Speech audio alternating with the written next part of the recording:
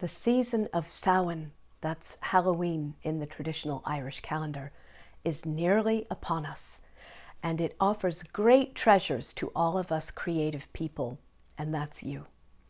So during this time, we'll be exploring three of the major themes of this time over the next 3 weeks. We'll be talking about the return and cherishing of our beloved dead.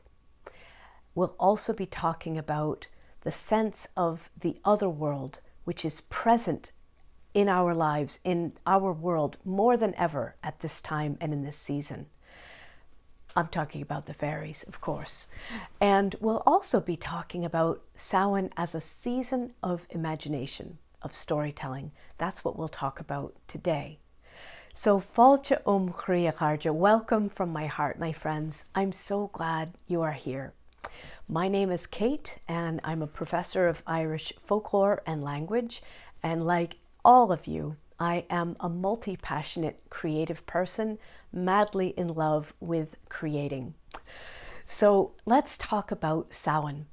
So we've known about Samhain for a long time. We know about it from the early Irish tales.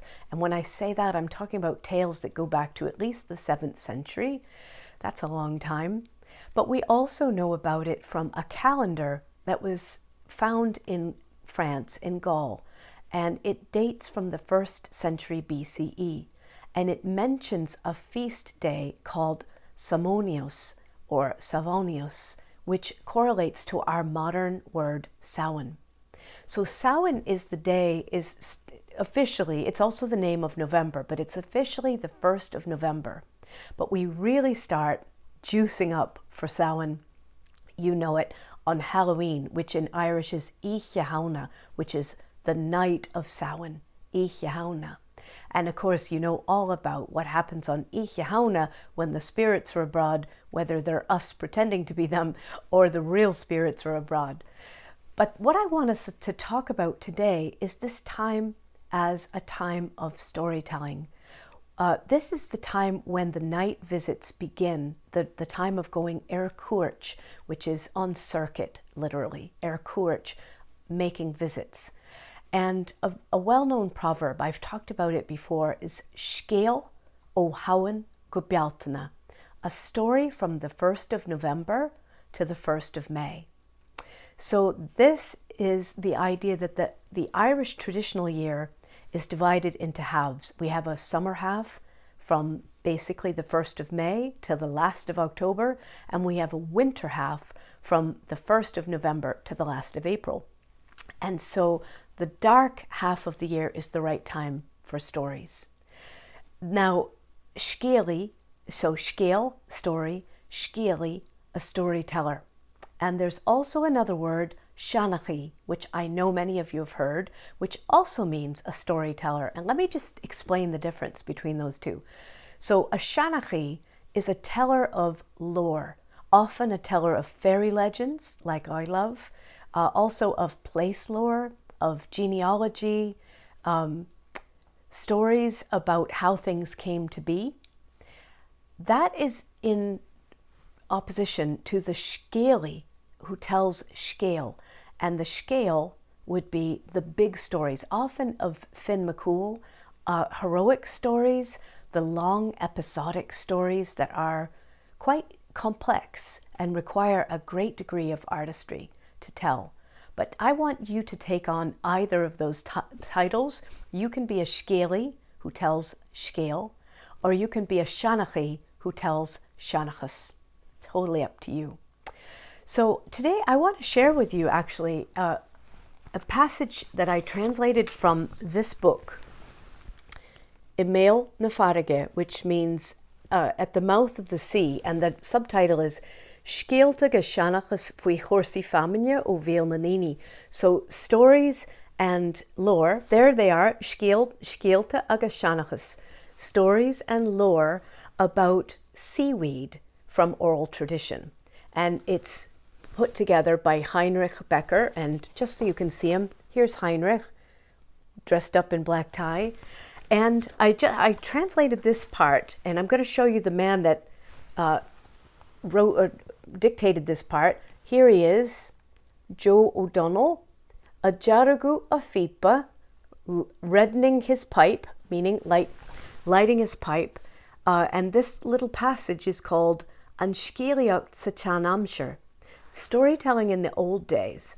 And the subtitle is Curshís nos na Scíochta Fadó le Joe O'Donnell Inishear. So a description of storytelling long ago by Joe O'Donnell from Inishear.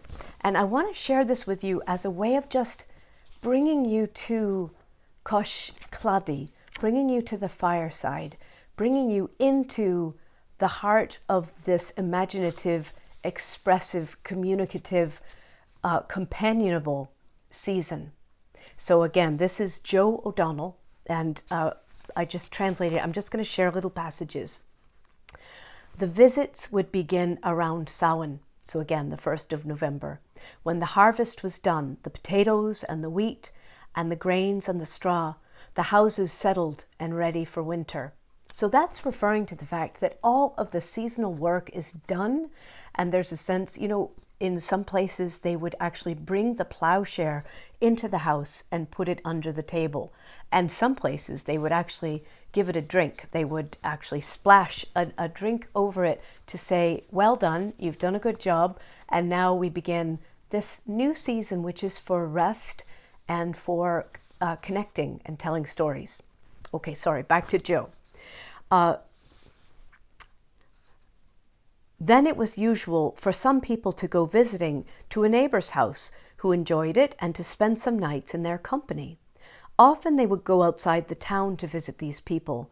Whether a man was married or free, it was customary to make these visits. Sometimes after dinner, any time from about 7 o'clock, the odd person would begin coming, and it wasn't long until the company would be up to a dozen neighbours around the fire. Don't you love thinking of that? I do.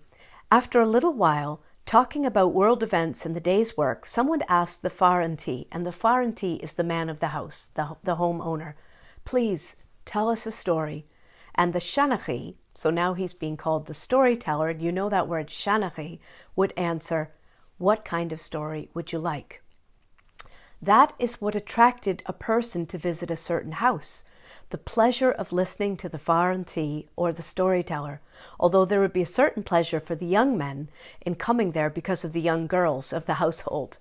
But more than anything, it was the fine stories the Shanachie told that attracted the people there. The Farrantee or the Banantee, and that's the woman of the house, would welcome everyone who came and make a place for them by the fire. Everyone who came was welcomed. Let's just briefly put our minds and hearts into this world where people trusted each other and came together, and where you knew for sure everyone who came would be welcomed. So beautiful. Just a little bit more. There are always many in the company who have spent a good stretch of their lives on the big island, and that means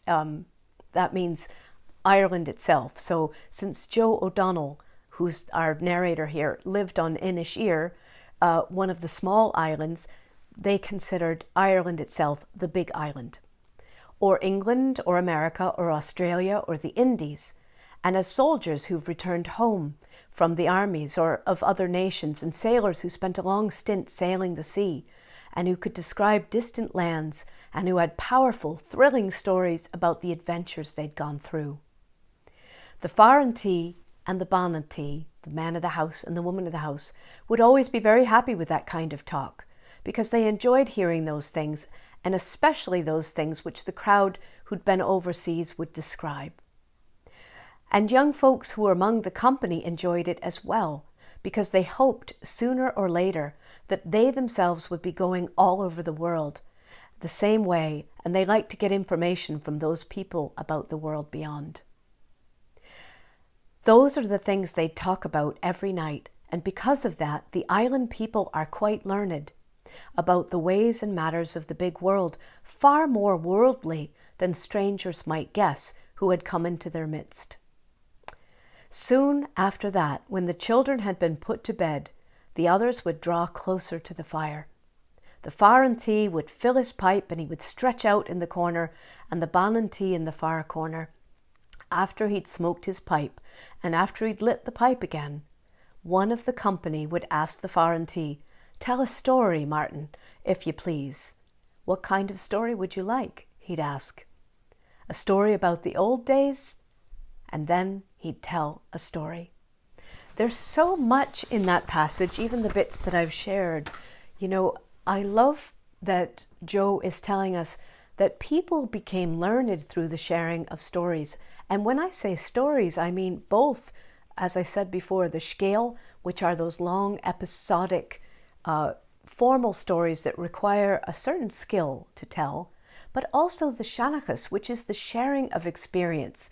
You know, a shanachi would tell a story which would say, "Did you hear about that woman up the road who used to be going around with the fairies?"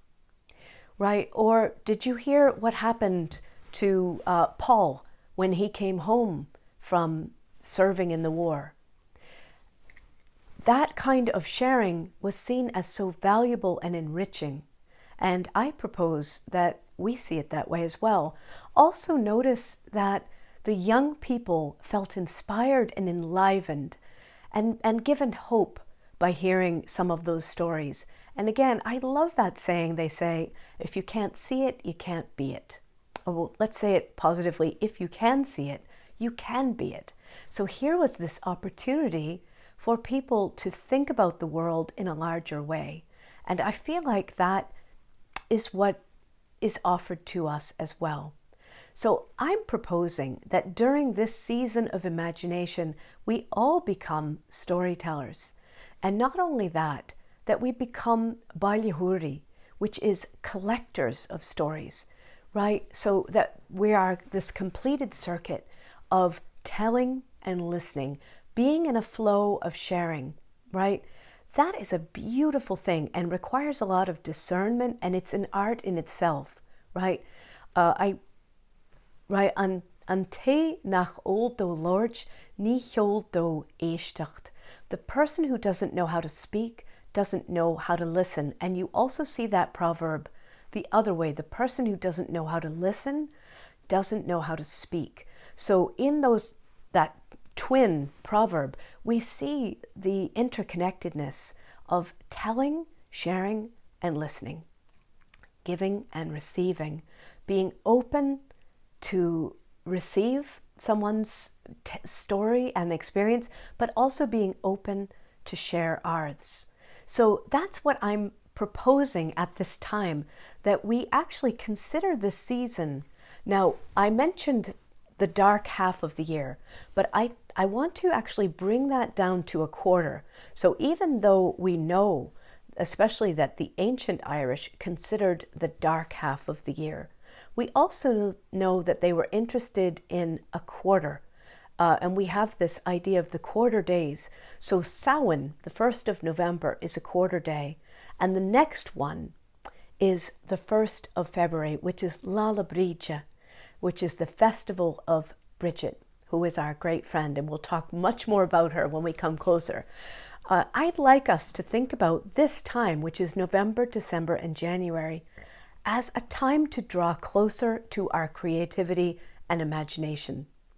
Doesn't that feel delicious to actually think this is a time, as it grows darker and colder during this time, to devote ourselves to the art of our imagination, the art of sharing and receiving, and the art of our own creative practice. What do you think? Doesn't that feel delicious to think that? It does to me. So I'd love to know from you, how can you and how will you make this a season of imagination? And how will you make this a season in which you draw closer to your creativity and your creative practice? Please tell us. I am so grateful to you, my friends, for everything you have been sharing. I'm so moved and touched and grateful. So please, again, if we can see it, we can be it. Tell us about you. It helps for us to see other creative people in the world, to see people who are prioritizing their creativity, and also this way of sharing, which we just heard about in Joe O'Donnell, in his account of what was storytelling like on Inisheer, right? Being close together like that. So that's my question. And then what will you undertake? What is that art or that creative practice that you'll undertake? I just want to tell you for myself, I have just begun writing my second novel. And I see this next quarter as a time of me writing the novel.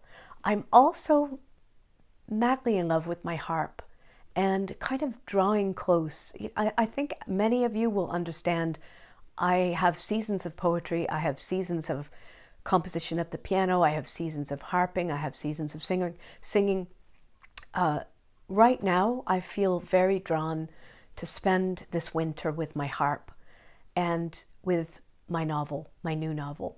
So that's for me. I'm sure there will be more poems, of course, and there will be other things, but it helps me just to have a sense of the integrity of the season and my own intentions, my creative desires for this time.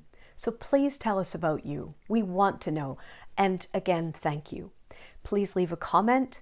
Please like the video. Again, it helps me so much. It's like food and drink to me.